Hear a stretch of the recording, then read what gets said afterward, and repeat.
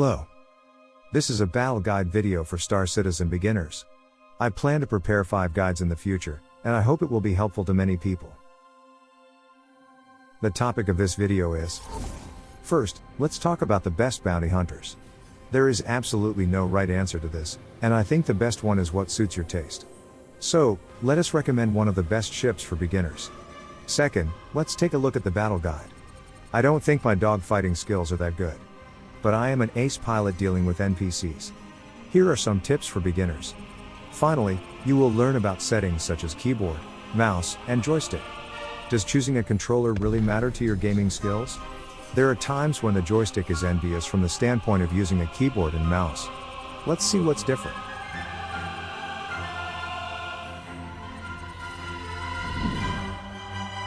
Now then, a ship recommended for beginners. Avenger Titan.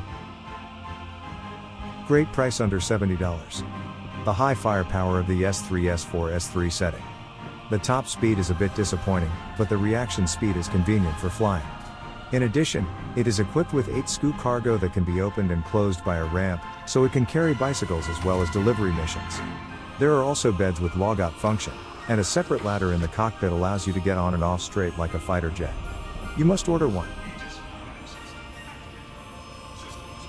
And look, wow. Great, isn't it? The panoramic views of Avenger Titan are great for dogfights as well as sightseeing. The Titan joystick uses hoses. Let's see if it works.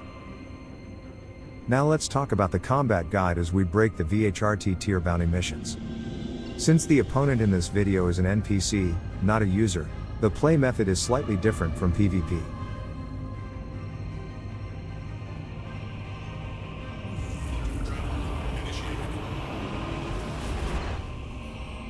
So, what do you need to watch out for before entering the battlefield?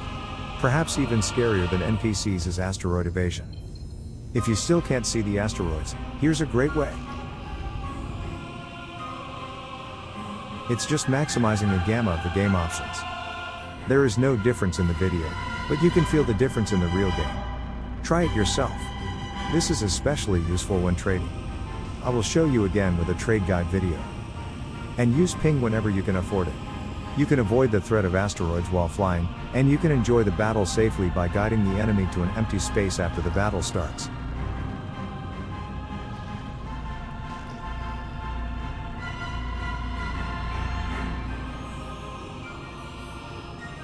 An enemy has appeared. The image that appears at the bottom of the screen is called the power triangle. A ship's power is distributed equally among its weapons, shields and engines by default, 33% each. You can now see the depleted boost gauge fill up much faster when you put 100% power on the engine. Actively managing your power will speed up your bounty hunt.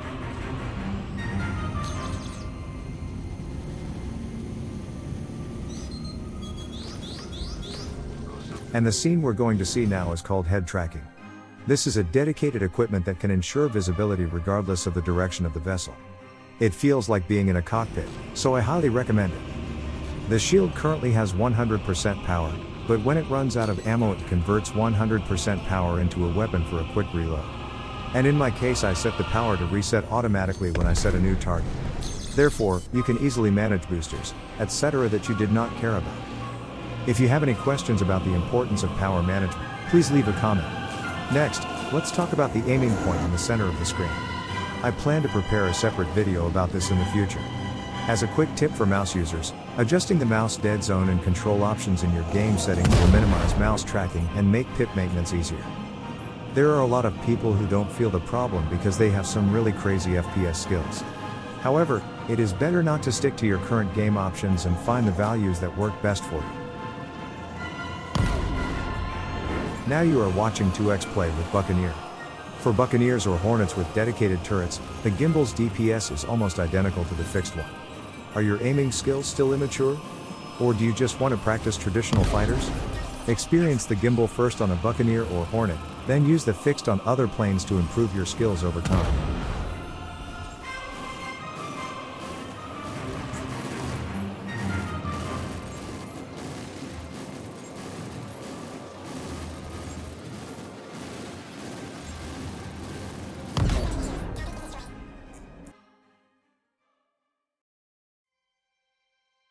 In fact, what I have said so far is only a prelude, and now I want to tell you the most important story.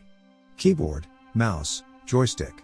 As for which equipment to choose, Star Citizen will have many vehicles in the future and will not be limited to flying objects in outer space. There are land transport vehicles like the Cyclone and the Nox, and tanks like the Nova.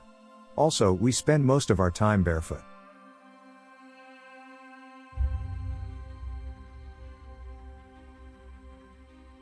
A keyboard and mouse is a versatile combination that can handle all of this in a variety of situations, but it has a major weakness for controlling Star Citizen's most important element, a spaceship. The reason is very clear. There are too many things to do with a keyboard. You need 10 buttons to do 3D flight via keyboard. However, humans only have 5 fingers. Joysticks, on the other hand, are very familiar with 3D space because they give commands with hand gestures. Therefore, the movement is not linear and natural flight is possible. So, what if we move some functions from the keyboard to the mouse? Up until now it was difficult to use boost when pressing the strafe, but this way you can give commands at the same time. In my case, I completely overridden most of the functions to make keyboard and mouse easier to use. But even this is not easy to use rolls and strafes together. So, is there any way to solve this problem? Check it out at the end of the video. You may not need to solve it. The keyboard and mouse are still a great and irresistible combination. If you want the best aiming skills along with natural flight, consider HOSM. Alternatively, you can use 2 joysticks to realize a full 3-dimensional maneuver with hoses. If the flying experience is paramount, the throttle on the HOTAS is really attractive. Finally, the equipment I recommend specifically for keyboard and mouse users is it's a rudder pedal. In the real plane, the pedals are involved in the x-axis and yaw, but the mouse is already involved in pitch and yaw, so we assign roll to the pedals. As a result, the keyboard is now completely comfortable. Strafe left and roll left can be used together. Now you can enjoy the full flying experience like a joystick. The battle guide video ends here. Thank you for watching the video so far. See you next time in my trade guide video. If you have any questions, please leave them in the comments and I will answer them. See you in space.